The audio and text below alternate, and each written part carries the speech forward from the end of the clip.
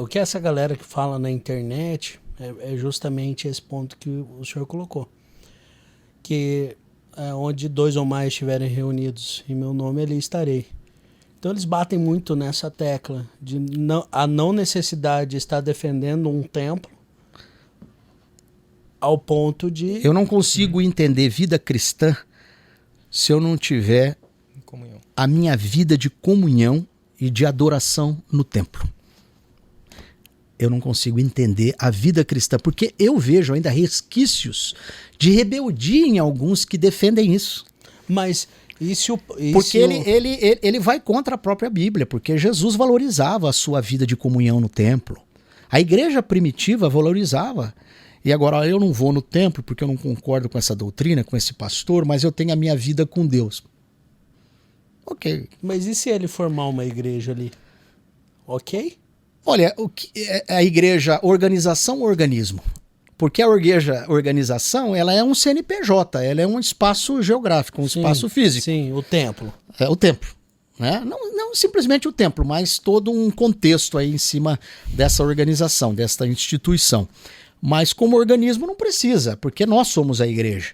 Né? Agora, nós hoje fomos evangelizados quando o senhor mais para ir para a igreja do que ter uma comunhão com Deus. A verdade é essa, porque tem muitos que é o seguinte, eu vou à igreja, ele não consegue ter uma vida de comunhão com Deus na sua casa. Para ele é ir à igreja. Então, tem os dois lados, os dois extremos. Quem não quer e não aceita e rejeita, e eu tenho a minha vida com Deus aqui a sós, no meu pequeno grupo, não aceito, não vou pro templo, e tem outros também que só falam isso.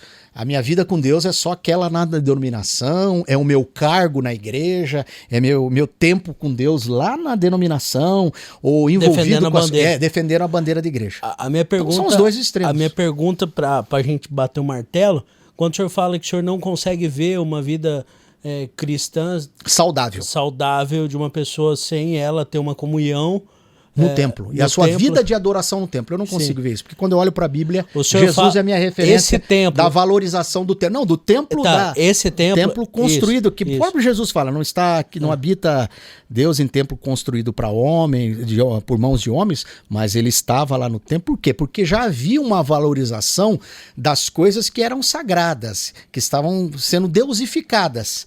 Mas Jesus ia no templo. A minha pergunta é, esse templo, organização ou organismo? Usando a referência que o senhor... Organização. Organização. Esse templo significa... Não é a Igreja Batista que salva, não é a Assembleia de Deus que salva.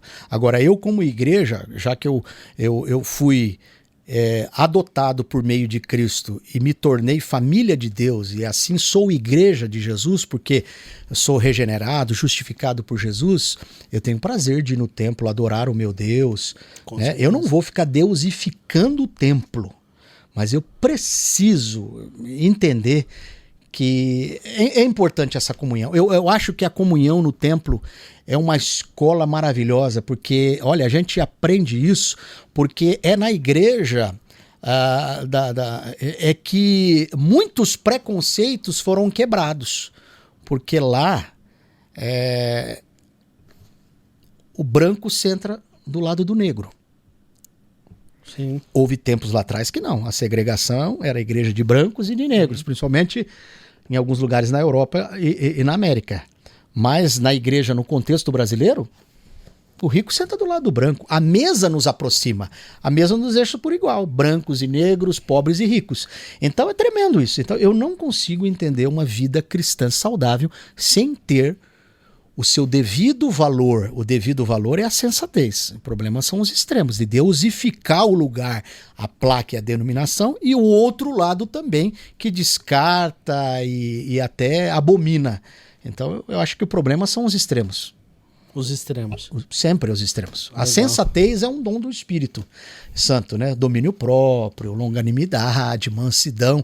E aí é só Deus para trazer essa sensatez. Você sabe que eu consigo entender esses dois lados, pastor? Porque a minha retomada com Cristo não foi uma retomada onde eu voltei para a igreja e aí eu encontrei Cristo novamente, né? A minha retomada para Cristo aconteceu dentro de casa, né, num processo muito dolorido que a gente viveu, eu e a G, e aí eu passei a buscar Deus todos os dias e foi assim durante um ano, né? Todo dia buscando, todo dia lendo. E aí eu colocava vídeo no YouTube de pastor, Thiago Brunet, essa galera. E eu senti no coração, falei, cara, eu não preciso ir na igreja. Salvo engano. Por quê? Porque eu convivi com pessoas que pensavam assim, né? Convivi com amigos assim. Só que um dia, em casa, eu falei, cara, eu preciso de mais. Eu preciso sentir mais. Parece que chegou um teto onde você sozinho não chega, não alcança mais. Eu não sei, mais o Espírito, mais o mover de Deus. E aí eu passei no Bola. Hoje eu admiro muito o Bola como uma instituição que faz um trabalho incrível. Muito legal. Né? Só que, cara, eu entendo muito bem o meu papel lá dentro. Sim, essa é a sensatez, cara, a sua maturidade de fé. Antes eu era um cara que defendia bandeira. Depois virei o cara que não defendia ninguém. Esse negócio de igreja. Por exemplo, agora eu sou um cara que eu defendo a igreja, a instituição, e se o pastor errar, alguém errar lá dentro, aí, ó, tá vendo? Antigamente eu seria esse cara. Aí, ó, errou. Eu não vou mais lá na bola de neve porque aquele irmão cara, errou. Mas não. O trabalho... Aquele irmão errou, né? Mas a igreja, a instituição, eu acho que você é que tem que...